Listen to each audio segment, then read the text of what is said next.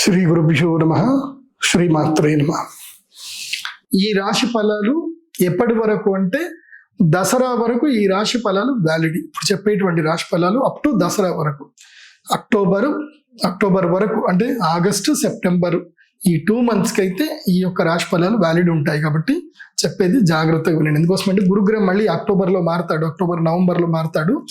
గురుగ్రహం మారేంత వరకు ఈ రాశి ఫలాలు వర్తిస్తాయి. ఎవరెవరికో చెప్తాను వినండి. ఇక మకర రాశి గురించి తెలుసుకుందాం. మకర రాశి వారికి ఏలినాటికి శనికి సంబంధించిన సమస్యలన్నీ దూరమైపోయి లైఫ్ సెటిల్మెంట్ టైం ఇది. ఈ టైంలో కనుక మీరు సెటిల్ అవ్వలేదంటే నేనైతే ఏ హెల్ప్ చేయలేను.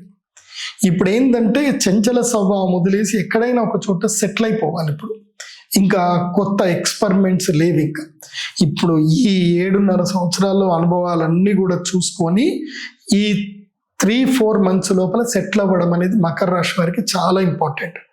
అక్టోబర్ 18 లోపల ఏదైనా ఒక వ్యాపారంలో కానీ, ఉద్యోగంలో కానీ, జీవిత భాగస్వామి విషయంలో కానీ ఇప్పుడే సెటిల్ అవ్వాలి. అక్టోబర్ 18 దాటిన తర్వాత మీరు మళ్ళీ నిర్ణయాలు తీసుకోవడానికి లేదు. ఇది లైఫ్ టైంకి నిర్ణయాలు తీసుకోవాల్సిన సమయము.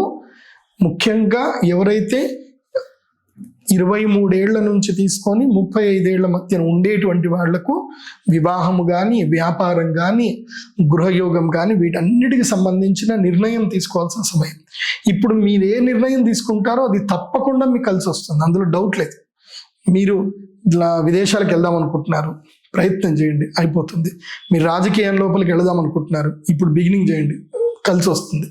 సో ఇప్పుడు ఏది బిగినింగ్ చేసినా అది లైఫ్ టైంకి ఉండిపోతుంది. బాగా గుర్తుపెట్టుకోండి.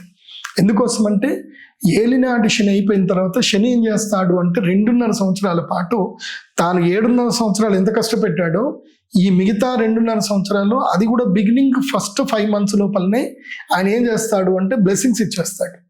సో వాళ్ళకి తీసుకునేవన్నీ కూడా తిరిగి ఇచ్చేస్తాడు. కాబట్టి ఇది మకర రాశి వారికి మంచి సమయం.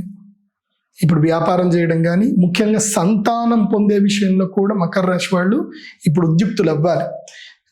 మోస్ట్ ఆఫ్ ద అక్టోబర్కి కన్సీవ్ అయ్యేటట్టు ప్లాన్ చేసుకున్నారనుకోండి, మంచి టైంలో మీకు నడిచి వచ్చే కొడుకు పుడతాడు, కలిసి వచ్చే కొడుకు పుడతాడు. సో పిల్లలు పుట్టే అవకాశం మంచిగా ఉంటుంది. కాబట్టి మకర రాశి వాళ్ళు సంతానం గురించి ప్లాన్ చేసుకుంటే మంచిది. మకర రాశి వాళ్ళకు ఉన్నది ఏంటంటే ఇప్పుడు ధనస్థానం లోపలికి రాహు వచ్చాడు కాబట్టి ధన నష్టం జరిగే అవకాశం ఉంటుంది.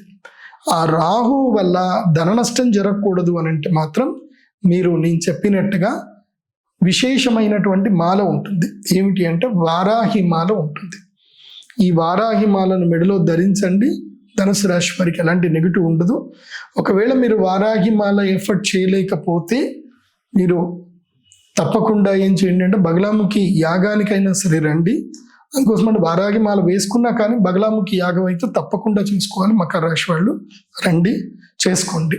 అండ్ ధనత్రయోదశి కూడా యాగానికి వస్తే మకర రాశి వాళ్ళకి మంచిది.